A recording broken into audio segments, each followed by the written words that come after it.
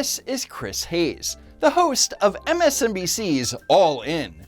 On Wednesday, August 21st, Chris Hayes dedicated over 14 minutes of his one-hour show on a very important topic. J.D. Vance has been vice president for 7 months now, and in those 7 months, he's gone on 8 vacations. 8! Wait, Vice President Vance went on 8 vacations in 7 months? Who does he think he is, Resident Joe Biden? His first one was 5 days after starting the job. Do you remember that? It was the Vance family ski vacation to the Sugar Bush Resort in Vermont, 5 days into the job. 5 days after taking the oath of office would be January 25th, 2025. So was VP Vance on vacation in Vermont? Or was he at a swearing-in ceremony for Secretary of Defense Pete Hegseth? I think you know the answer. His motorcade was met with protesters. Many carried signs with local-themed insults like Vance skis and jeans. Some protesters even found him out on the slopes. JD, how does it feel being Putin's puppet? How you doing? But if you look carefully, you'll notice that the on-screen graphic says March 2nd.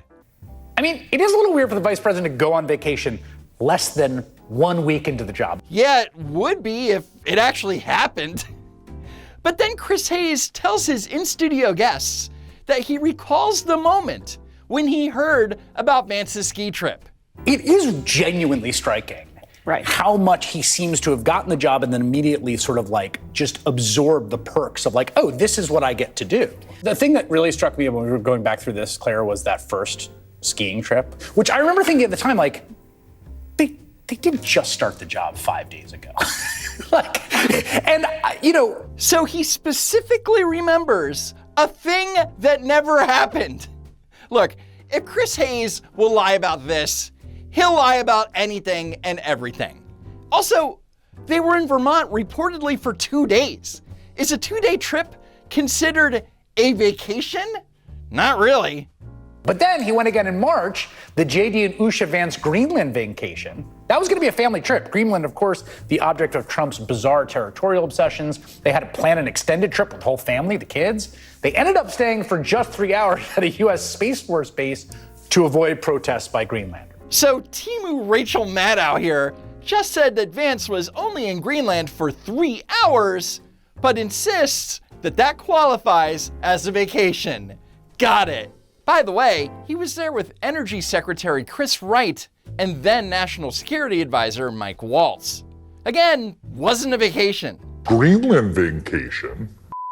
Up next was the fabulous Vance family Italian vacation 1 month later in April. The fabulous Vance family vacation. He was there for 3 days on business, holding expanded bilateral meetings. On day 1, he met with Italian Prime Minister Giorgia Meloni. Day 2, he met with church officials, including Vatican Secretary of State, Cardinal Pietro Parolin. And day 3, Easter Sunday, VP Vance met with Pope Francis. That's the same trip where Vance got a personal audience with Pope Francis, and the Pope died the following day. Yeah, Vance killed the Pope, we know. But Chris Hayes didn't mention any of the other meetings, because that would eat into his narrative that Vance was on vacation. They shut down the Coliseum to thousands of ticketed visitors so Vance's family could have a private tour. Nice perk. Imagine saving for years for a trip to see the Coliseum and you can't because the vice president shut it down. He didn't even show for that tour, by the way, reportedly to avoid the, yes, you guessed it, numerous protesters. First off, when it comes to protesters, J.D. Vance does not give a Second, Chris Hayes doesn't realize that if they closed the Coliseum to the public, that would mean that there wouldn't be any protesters to deal with, right? Just let's think before we... Also in April, Vance and his family had an India vacation. They got a private tour of the Taj Mahal, which was closed to all other visitors, along with schools in the area, so the Vances didn't have to share the view. Chris Hayes can't believe that J.D. Vance and his family would get a private tour of the Taj Mahal. Of course, when they shut down the Taj Mahal for every other world leader or dignitary, well, it's different. And for the record, this was an official state visit, complete with VP Vance giving remarks on the US and India's shared priorities. In other words, not a vacation. Later, an awesome Vance family Disneyland vacation where we saw the vice president running after his kids. We've, of course, all been there. Very relatable. There weren't a lot of spectators because, you guessed it, the vice president's family got the run of several park areas that were closed to regular patrons, causing jam-ups and long lines for others who were on their costly summer vacations. They limited access to a small portion of the park because he's the vice president and they have security protocols. Get a grip, you weasel. He's only been doing the job for 7 months. Last month, Vance and the family had a little Nantucket vacation, a fundraiser, some rest and relaxation, which was tough for them to find because they were surrounded by protesters yet again. Vance was in Nantucket on July 22nd for 1 day. He was back in DC on the 23rd for an AI event, so he was literally not on vacation.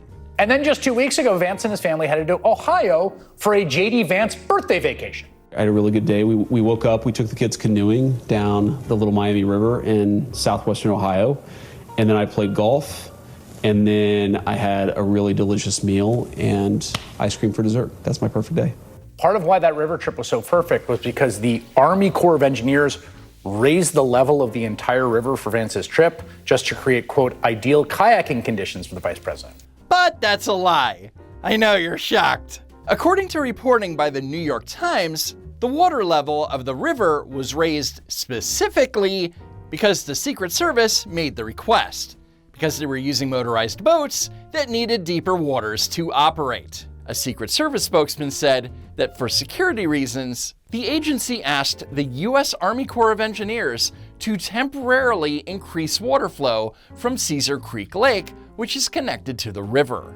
The boats used by the Secret Service for security or emergency evacuation are usually motorized and need deeper waters to operate. Smaller boats like the one the Vances were using, such as kayaks and canoes, can operate in shallower waters. But instead of referring to the New York Times article, Chris Hayes took an anonymous quote from someone who communicated with The Guardian anonymously, claiming that the water level was raised to create ideal kayaking conditions. The Guardian noted that it could not independently confirm this specific claim. So, for clarity, an anonymous source told a reporter about something that they could not confirm, but The Guardian ran with it anyway. And then Chris Hayes repeated it because why not? It's not like MSNBC or MS Now or whatever the they want to call themselves. It's never been a legitimate news organization or anything, so whatever. Also, the trip to Ohio was for his birthday. I don't know how long he was there, and neither does Chris Hayes, by the way.